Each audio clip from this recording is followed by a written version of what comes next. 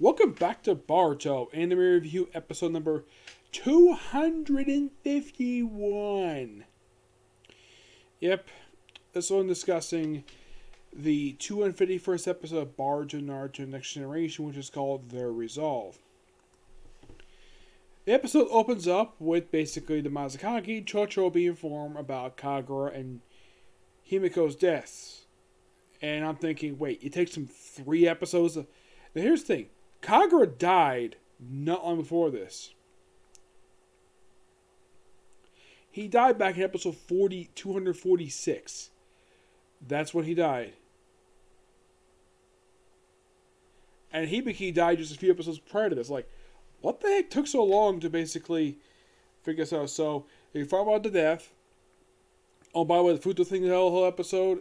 Basically, first portion of this episode focused on the Mazakage.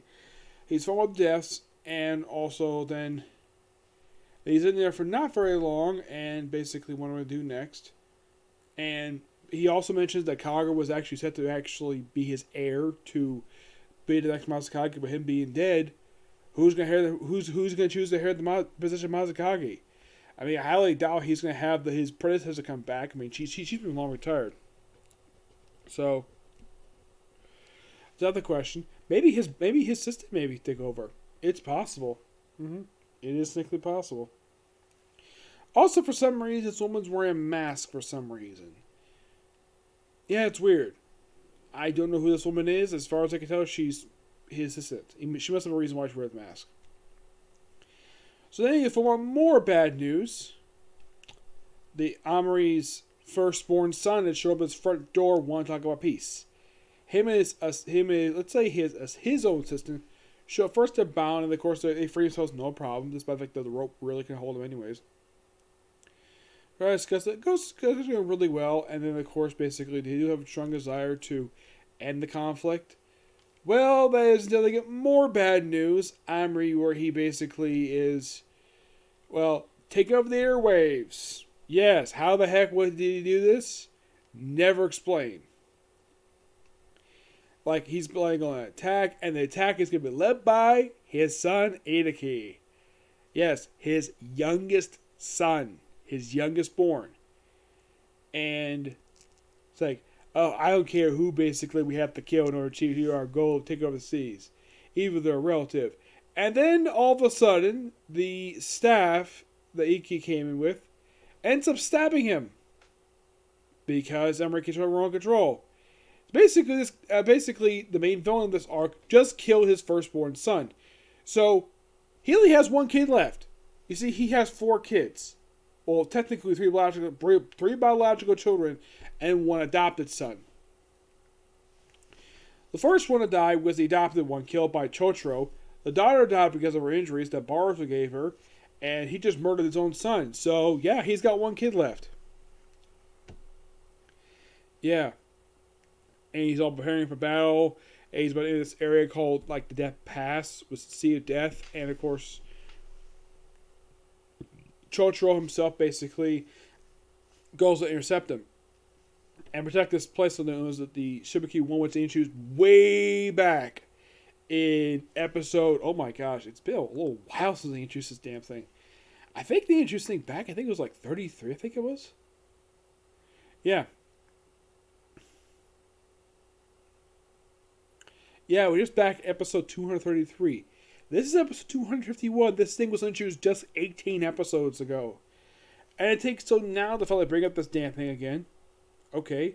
So, in the case of Boruto, throughout a good portion of the episode when it's cutting to him, he's basically not having much resolve to take on his own friend. Basically, he's kind of responsible for some of the stuff basically going on here.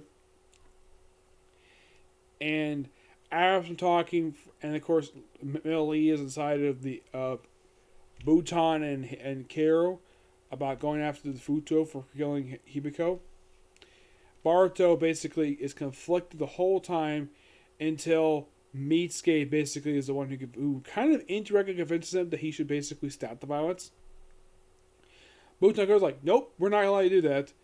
So looking out that Iwambi steps in, basically has his own attack, blocks them. Dinky basically helps out too. Lee does not do anything at all. He's conflicted. So they race out. Quantikias doesn't know what he's going to do. So they race out and they take Chocho's sword that was loaned to Kagura by Chocho. His seven swordsmen, so they get back to him. And the episode ends basically with them racing him while Chocho is off on his aircraft carrier. Yes, an aircraft carrier. They have these things in the world of Naruto. I'm not sure when in the world they developed these particular size ships, but they do. And the Futo apparently have got ship size of destroyers. Yes, seriously. Where the heck they got these things, I have no idea. I mean, look at Chocho's ship. It's a little aircraft carrier. It's like the people who made this episode clearly just took a design from aircraft carrier and put in this series for no reason. Is it nuclear powered? Who the heck freaking knows? Yep.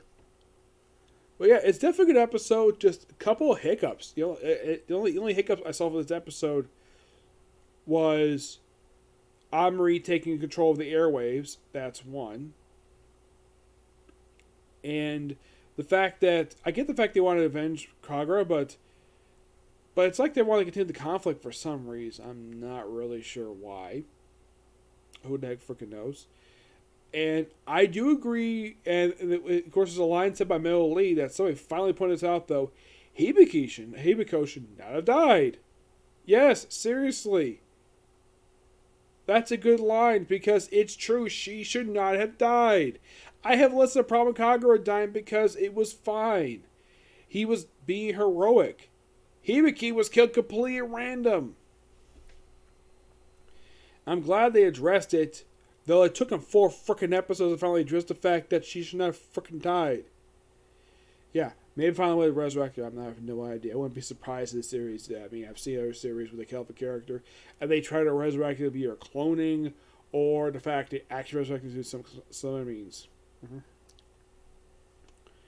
Looks like that the whole conflict, what the preview looks like for next week, looks like Kyo and Butan coming around to Boruto's way of thinking. Yeah, I thought this is kind of weird. It's like very jarring with these distinct previews. Yeah. So yeah, that's it for Sick Love You. Not much else to say about it. It's a good episode. I just can't wait to basically work on basically whenever the next episode comes out. It comes out next week. Now, next video is going to be Kaguya-Salaman's War. Yeah, I'm going to be discussing that next. Okay, next video.